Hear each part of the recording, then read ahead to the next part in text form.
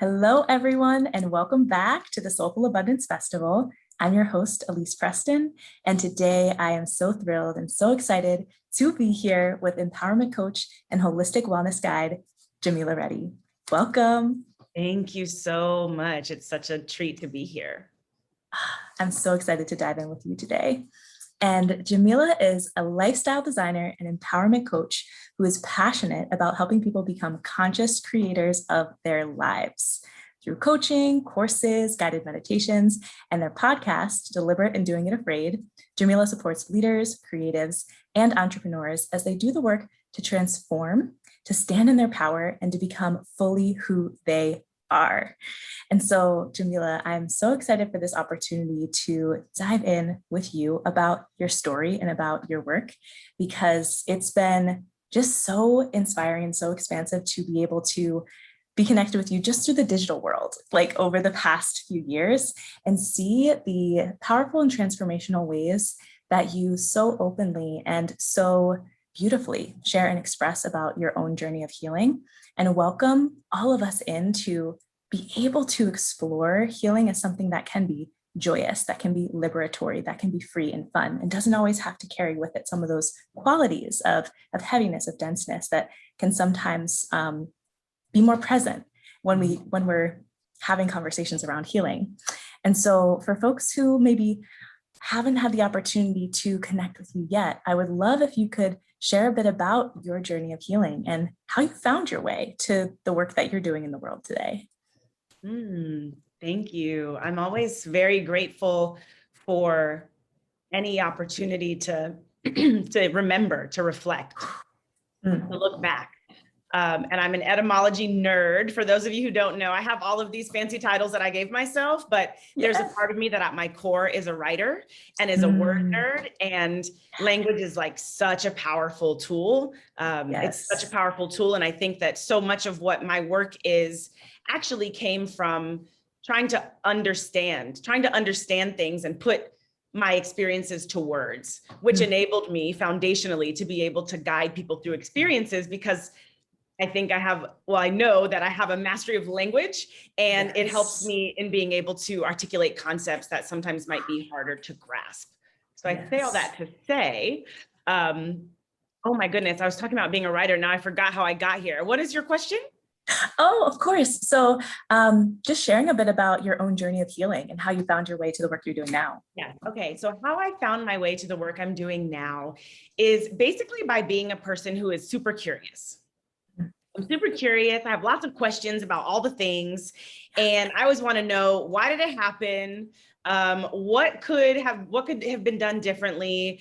What does it mean? What is the impact? Like I have this it feels like a hunger to understand how the human condition, really, just like why we be how we be. And so that curiosity in my own life really took shape in theater and in sort of performance poetry. So I had my early career, my early 20s, I was pursuing theater directing. And I still have so much love and respect for the theater as a place where people can, just like you reflected so beautifully, people can really play and like be engaged in like a very deep dive really about the human condition in a way that feels like creative and playful, and like quite literally we're playing dress up, but what we're doing is sort of unpacking people's like inner lives, okay, unpacking their story, seeing how people motivate. Why would that character do? And so some of the questions that I was asking as a director, I was able to kind of transpose into our experience. Like, why would that character do that? In that moment where she lied, what informed that lie?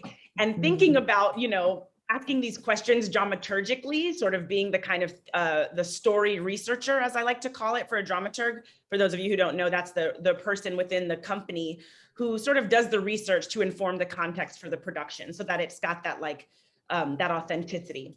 So I say all that to say, my work in the theater and asking those questions about how humans kind of move and why we do what we do led me to coaching. and led me to Beautiful. sort of deep diving in my own life, writing about it, blogging about it, talking about it, and then that evolving into doing it as my life's work. So Yes. it started in the theater, and here we are today. Right. And how beautiful and how powerful it is to just hear each other's stories. I think that's been one of the um, most fun parts actually of curating this series is Yes. being able to just sit with each other and hear each other's stories. And that piece around for you, that there's always been this hunger within you to just understand the human experience. Yeah. And so there's so many different pathways and like so many different channels that we can tap into to be the source of that. So one of those for you was drama. And then now, like in this current life season, in this phase that you're in, it's through the world of coaching and teaching and being a guide and a writer. And I just really love to emphasize that because sometimes I think there's an understanding that there's only one exact way to express our purpose in the world. But we contain our purpose, like we contain our essence, and there's so many different like portals and pathways that we can show up and share it and show up and express it.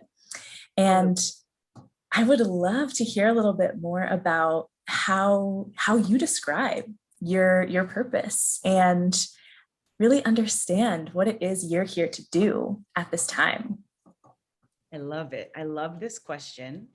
And I will say that my purpose, and I believe that this is a purpose that is shared by everyone on the planet, which is to live beautifully and to live well and to express ourselves wholly and authentically and reach our highest potential in this lifetime that we can. That is my purpose. I believe that is everyone else's purpose. That's our like primary. I call that, when I talk to my students about purpose, I talk about that as your primary purpose. Like first and foremost, it's just to be here and to be here as well as possible in all the ways, right? Gorgeous. In highest service, optimal wellness, like that is sort of what we are here for. Of course, it doesn't always, pan out that way. That's cool. But I think that's why we're here, is to just be alive, truly, to be human beings, to have a human experience and to do with it what we can.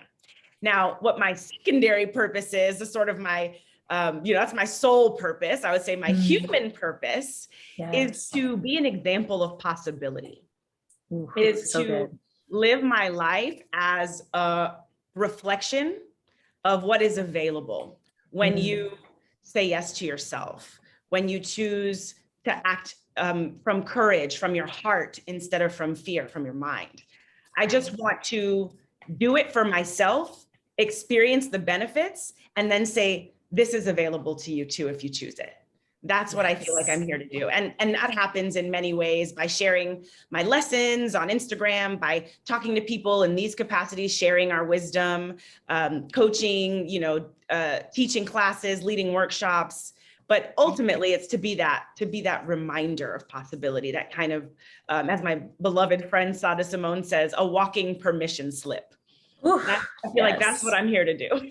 Yes. And I love how you've described this and really amplified the fact that we can have this primary soul purpose and then also a secondary human purpose. And I feel like I haven't heard it articulated in that way, and love what that really offers and invites into this conversation around purpose, because it doesn't have to be something that is like so fixed or something that we're even doing, right? Because that primary soul purpose is just about being. It's about living beautifully. It's about living well and being here and alive in the most expansive way. And when we really, accept that as our purpose, give ourselves that permission slip to embody that as our purpose, just imagine like how transformational that would be for how we understand ourselves, how we relate to each other, how we can, release so much of that, just like pressure and force and attachment in so many ways. And that secondary purpose that you described, being an example of what's possible.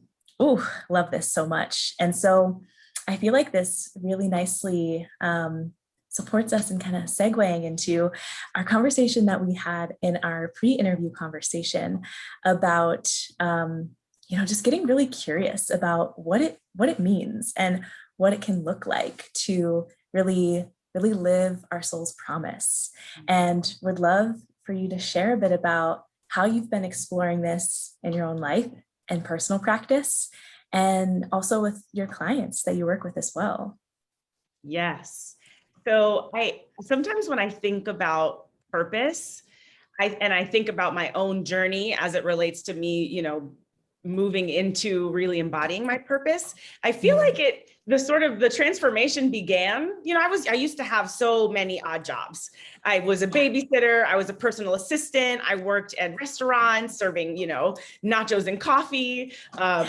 So many things. I worked in my uncle's office. I was a lifeguard, like all of these kind of, I freelanced articles, random odd jobs. Yeah. And after a while, at first I will say many of them felt good for the moment, right? Like working, I used to love babysitting because kids, I'd rather hang out with children than respectfully, what I mean? At least children gonna tell you what it is. Yes. And you don't have, and there's no passive aggression, and you get to go to the park. I was like, I love just this. Play. I get to play. Yes. I get to explore. I get to have this, this little person who's full of wonder and be engaged with them. And also the challenge of being present, like all of these jobs, all of these roles felt purposeful in a way when I was doing them. Yeah. After a while, I started to feel what I call spiritual dysfunction. It's kind of like that inner feeling of like, now I feel like when the universe is like, now you're not supposed to be doing whatever it is, that you're here to do something powerful and profound and big. And and how long are you going to continue to do whatever it is, to keep running, to keep hiding, actually, to be evading because it's scary. It's scary. That means that you have to essentially lay to rest the version of you that you were before you were aligned with your soul's purpose, which means kind of, a little internal death of your previous self that can involve, change, that it has to involve changes in your behavior, your patterns. It requires so much. I feel like it requires so much. It's a big lift. Okay. I'm not saying it's a big lift. It is. It's not easy, like, oh yeah, live your soul's purpose. But like at the end of the day, it can be like painful. And there's a lot of, so many uncomfortable emotions can come out of that. And I found the not living in alignment with my soul's purpose, that discomfort was bigger than all the others combined. Wow. Yeah. And at a certain point, I could no longer bear it. I couldn't handle it. And this experience really helped me understand that the needs of our spirit, when we talk about holistic, I call myself, and you as well, holistic wellness, I'm talking also about not just the mind, the body, but your soul, the needs of your soul. And the needs of our souls are really our desires. They're what we want. Love. Yep. You're not going to physically die if you don't have love. But does that feel like living? Does that feel like wellness? Does that feel like thriving? Of course not. Of course not. You're not going to physically die I wouldn't physically die if I were to continue serving nachos until my dying day, but that would have been a spiritual death. So knowing that I was self-harming, which, it's easy for me to think, oh, I'm not going to harm my body physically, but I'm willing to abandon my purpose and my desires and pretend like that's not self-harm. Right. So the lack of integrity, and as a coach, and I'm sure you know this, when you tell people, when you're advising or guiding and you have all these beautiful philosophies and you're not living in alignment with those, you're not practicing what you're talking about, it creates a dissonance that becomes too chaotic to endure. It's like, I can't deal with myself. Like, I can't be talking about purpose all day while this work is my side hustle for me. It wasn't sustainable. It was a stepping stone, but it wasn't sustainable. So I'm like, again, what was your wish? But this is all so beautiful. And I feel like really will be so, so supportive for so many listeners, because we're speaking to a lot of aspiring entrepreneurs, visionaries, leaders, change makers, and there is this, there's always going to be fear that's present in our process. It's inevitable, right? And I really, really appreciated the way that you broke this down and spoke about the fact that there's going to be fear in the unknown. There's going to be fear in chasing after the dream, the goal, the sole purpose, the vision. But the fear of staying small, the fear of staying where you are, the fear of staying stuck is even more uncomfortable, even more crushing than the fear of pushing through and moving beyond into what's aligned for you. And so really that, I feel like you really did beautifully answer that question around like, what does it mean? What does it look like to really start living your soul's promise? And yes, I feel like you really were sharing like what that looked like for you in your own journey, that doing this soul's work as a side hustle was still conveying that level of spiritual dysfunction that you spoke about, and that it took really expanding into your work full time to allow you to find that like ease and alignment with your integrity. And just curious if there's anything else that you want to share here as it relates to how you support your clients and your community members around this work and around these conversations. Yes. So you said something that, I think is like common language that a lot of us use, and myself included. And I feel like this was I'm all about ease. You will know I call myself a leisure expert. I'm like, take the path of least resistance, do less, take a break, take a nap, take a day off, shorten your work day, like take it off your plate, delegate. We do too much at all times. So I love to talk about these kind of like, here's like a little thing you can do to really experience a huge level up. And one of them just reminded me as you were speaking, you said aspiring entrepreneurs. And something that I had to do was remove aspiring from my vocabulary, because it was leaving me in a like, if we think about words as spells, like we're sort of casting these spells, we have this magic power that our mind and our internal worlds activate things in our reality. So when I was saying like, I really want to be or I'm an aspiring writer, then what I was claiming was the hopefulness, not the reality. And so I actually quite literally one day, I changed my Instagram bio, coach. Had I ever had a paying client? No. Had I taken a single day of school? No. Was I certified in anything? No. Did I have a website? No. Did I have a mailing list? Nope. Never have I ever. But I said, I'm a coach. I'm a coach. And then 3 days later, I have receipts. I posted it on my Instagram. I'm available for coaching. 3 days later, my first paying client. Incredible. And nothing changed other than me saying, this is who I am. Did I believe it? No, I didn't believe it. Did I believe it when I had my first client? Yes, I did. I was like, oh, okay. So there was something about just claiming it and realizing that because that's your sole purpose, the expression of it isn't the thing that makes it real. It's not the thing that makes it real. You could be a doula, let's just use doula, or DJ, or herbalist. Just because you don't have services listed doesn't mean that that's not who you are at your core. That doesn't mean that that's not what you are here on the planet to do. So I feel like we play ourselves and we're like, oh, I want to be a meh, instead of being like, this is who I am. And what I'm doing is progressing towards my external reality being an accurate reflection of what is already true, instead of being like, this isn't true because I don't see it. So the language is super important. Clarifying your language, cleaning it up, listening, things like I hope. I will say, instead of I hope, I'm grateful in advance. Oh, I hope I want a car. I hope I get a car. I am grateful in advance for my car. It changes the energy. And I think another one of those like little easy hacks to sort of getting into your lane with your soul's purpose is being in the feeling of it. And this is like an ancient technique.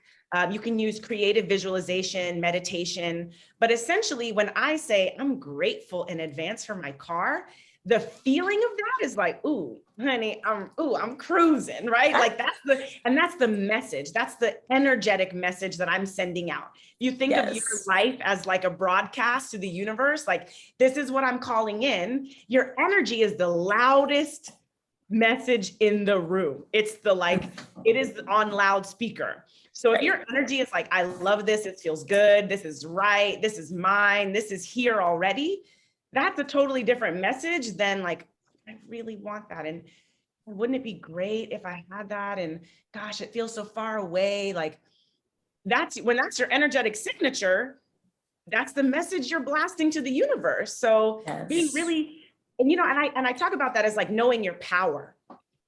Coming back to like, no, just know, okay, whether or not you believe it, let's just pretend to imagine for a moment, pretend to imagine that you are like more powerful than you've ever thought, and that you have the capacity to think a thought and make it real. Just pretend that is true. Even if you don't believe it for a moment, pretend that that is true.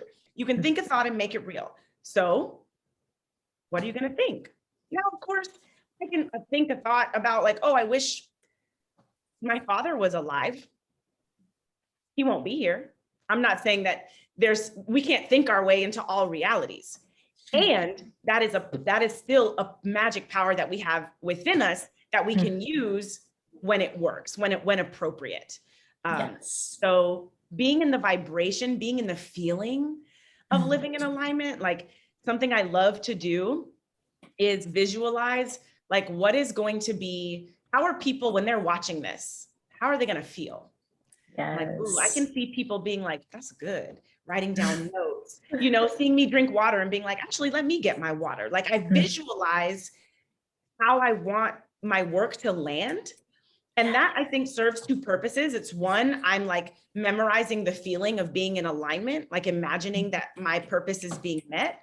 But also I feel like that intention then comes through. Yes. And that feeling like, yeah, it becomes sort of, it just becomes like impossible to resist. Like who said, was it Tony Cade? Make the revolution irresistible? I might be misquoting.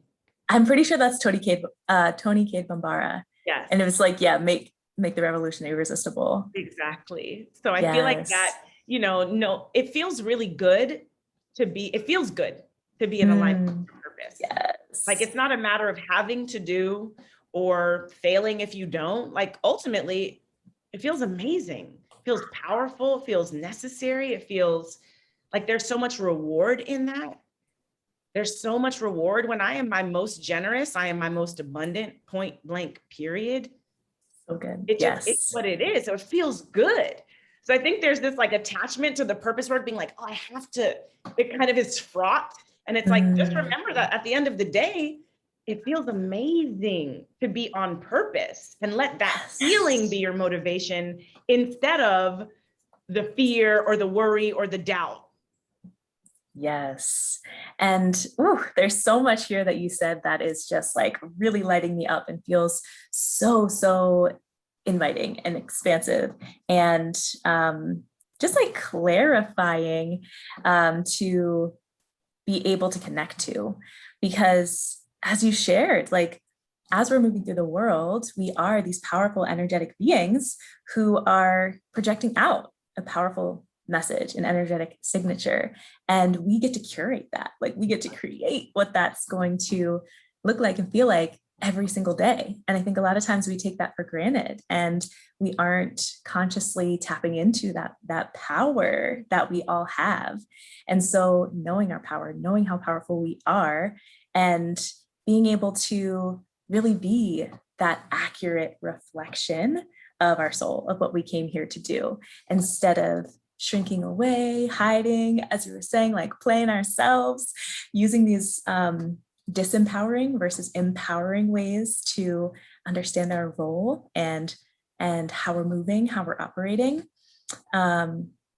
Yes, this is also huge. And I love being able to be in these kinds of conversations and share these things, because it is in a way, like it is simple. It's not easy, right? Like it's not easy to embody it. Like it takes the continual practice and the expansion and the healing, but it is simple, like on a cognitive level. It's like, of course, we understand this. Like we source our power from within. So how can we just continue to remember this, to keep this top of mind? Yes. Ah, so beautiful. And I'd love to also be able to hear a little bit about how your relationship and your experience of abundance has been transforming during the time that you've been an entrepreneur. Yes, I love this question so much. So recently, I will say my understanding of abundance has shifted towards away from abundance being material and towards abundance being a matter of time and energy. So it's like, why do I want money in the first place? Like I used to be like, oh, I would love to have like, I would love to make like $8 billion or whatever, per year. So it's like, obviously that's not and this is actually, all credit where credit is due. My meditation teacher, John W. Love Jr.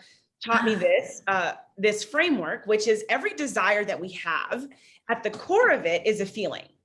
So you might think you want a fast car, but really what you want is how the fast car makes you feel, which is alive, which is thrilled, which is excited, which is fully present. So thinking about, I don't have to wait until the external materializes in order for me to have what I think it's going to give me. So being able to say like, I really, really, really want a lot of money. And then saying like, why? Why do I want money? What do I intend to do with it? How do I think my life will be different when I have it? The first thing is I won't have to do anything I don't want to do, which is true already. You can already make that decision. I don't need money to make that decision. I'm a sovereign, free, liberated being. And can't nobody tell me otherwise. So here I am waiting for money so that I can feel liberated instead of realizing that liberation is available to me in every given moment. It's a matter of just me making a choice, me exercising my right to choose in whether it's, no, I can't choose whether it's raining outside, but I can choose to take a deep breath if I don't like that. I can choose that. There's always choice. So thinking about abundance as a financial thing, I think was holding me back from creating abundance where I had a lot of power to do so. For example, changing my schedule. When I went full-time working for myself, I was working Monday through Friday. For what? Fine. Just because I was what I was used to. I didn't even think about it. Sure. I quit my day job. I took about a few months off. And then one Monday, I was like, and now I'm back to work. And then for several months, I was like working on this 5 days a week schedule. And I was like, I hate this. This isn't working for me. So being able to create space, I'm taking off Mondays, I'm taking off Wednesdays, and I take a half day on Friday. This is my last work engagement for the day. Thank goodness. That to me is abundance. It's having the time to do what I please. Having the time to do what I please. So money is really a vehicle to time. And it's not, there's lots of other ways. Like my father, he, God bless him, he died with literally less than, I think, $100 in his bank account. But he had an abundance of time to do what he wanted because he pulled his resources he was in that collective economics, very African principle of what is, this is ours. And was able to use that to create his time abundance. Never had money, had time abundance. So for me, my abundance now comes from like energy and time. Like I want to be energized. That feels like I have more than enough energy such that I can give a little and have my battery not be depleted, not even a little. It's not that my battery is running down. It's that it's that I got 3 batteries lined up. One for me, one for you, one for them. And when I'm giving, I just, I might use half a battery, but it's not the one that's keeping me running.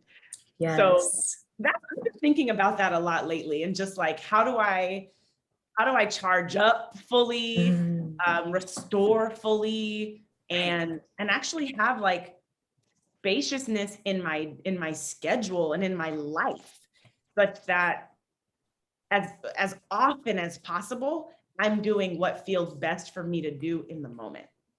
Yes. And I love being able to offer those questions up to the audience too. Like, how do you fully charge? How do you restore Yeah. yourself? In what kinds of ways do you find spaciousness in your life and your rhythm and your routine? And to be finding the ways to tap into those questions on a consistent basis. Because it's not enough just to ask yourself that like once a year at New Year's when you're making your resolutions, Right. but it's like, this is a continual practice. And I love that way that you were describing your abundance really being sourced from having an abundance of time and an abundance of energy.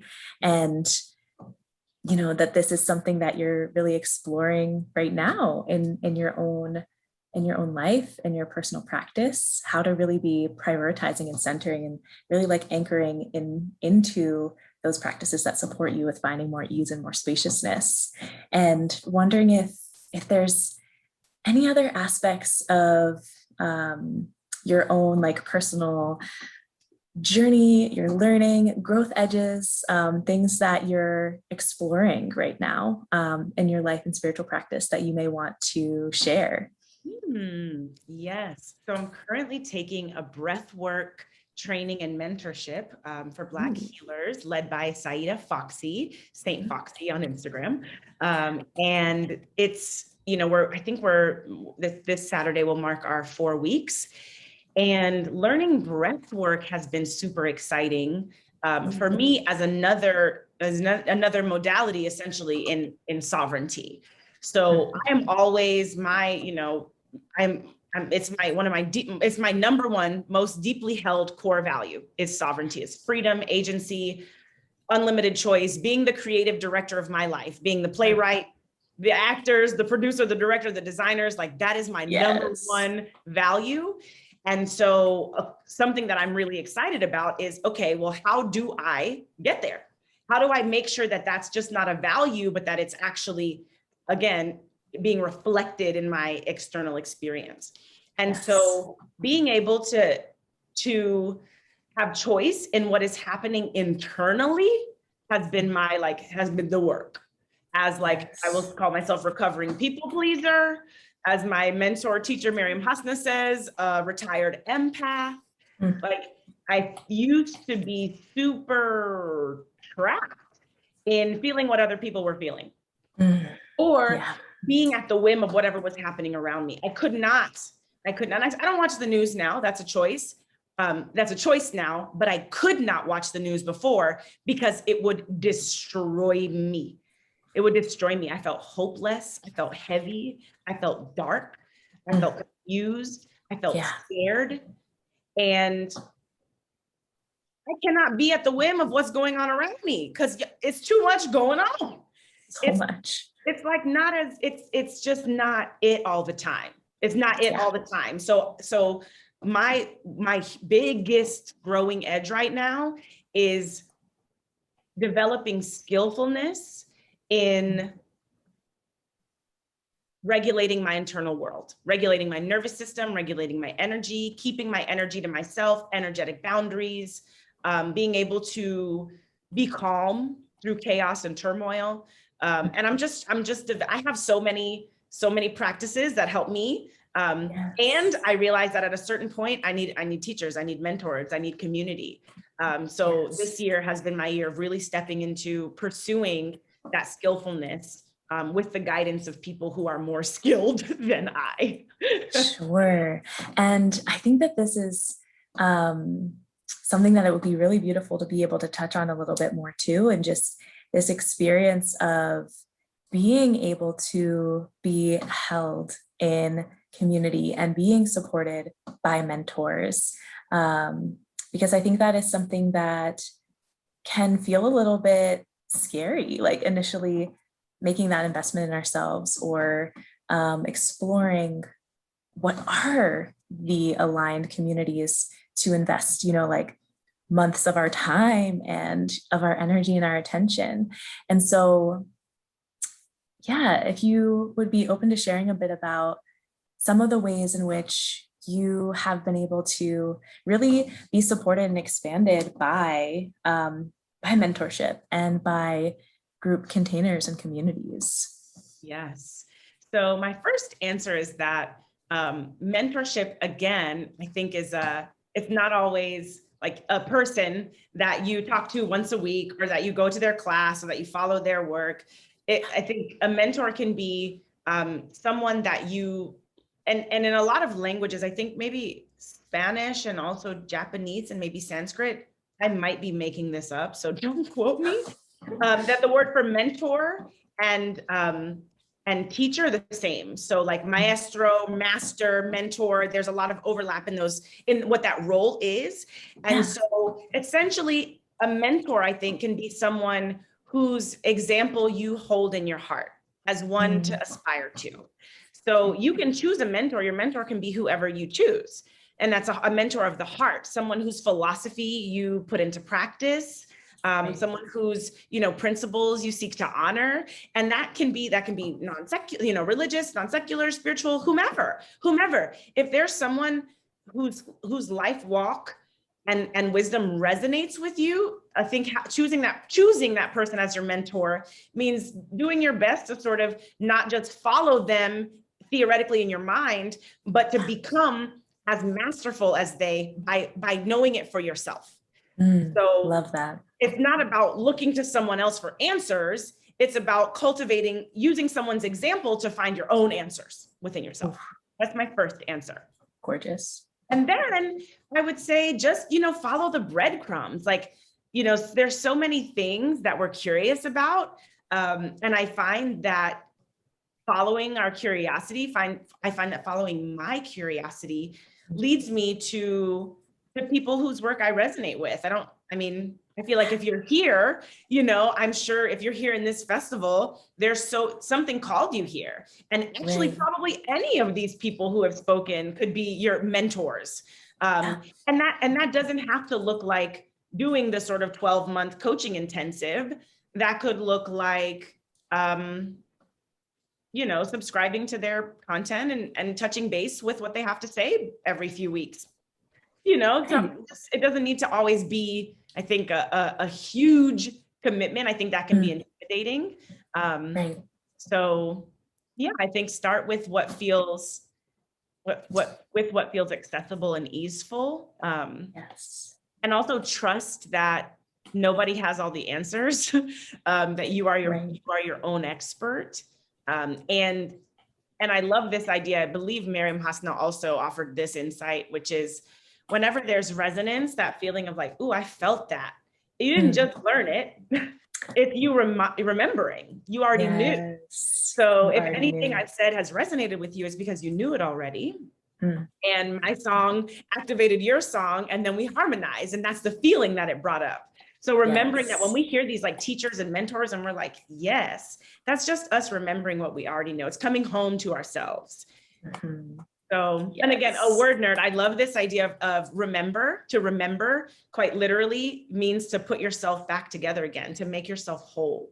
That's the breakdown of that word. So there's so much power in remembering that you are your own guru, you are your own, you are your own mentor, essentially. I always say I'm my longest client. My first client was me. And I feel like this conversation about deep soul remembrance and coming home to ourselves leads us really, really beautifully into the question that I love to ask all of our guests, which is, what does soulful abundance mean to you? Soulful abundance means,